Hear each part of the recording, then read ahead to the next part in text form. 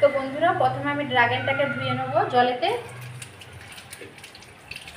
ভালো করে ধুয়ে নিয়েছি। যদিও ছাদ বাগানের ফল কোনো রকম সার্ভিস দেওয়া নেই, তো এবারে ড্রাগনটাকে আমি কেটে নেব। এই দেখো বন্ধুরা, ড্রাগনটা কেটে নিচ্ছি। এই দেখো বন্ধুরা, ড্রাগনটার ভিতরটা কত সুন্দর, pink colour pink colour, wow. তো ড্রাগনটাকে আমি কেটে নিচ্ছি। তোমাদেরও কার কার ছাদ বাগানে এরকম ড্রাগনের গাছ আছে কমেন্ট করে জানাবে।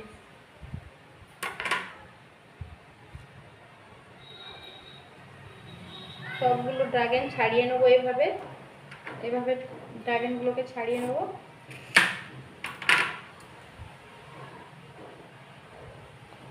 এই দেখো কতটা ড্রাগন। এই দেখো বন্ধুরা, আমার ছাদ বাগানের ড্রাগন।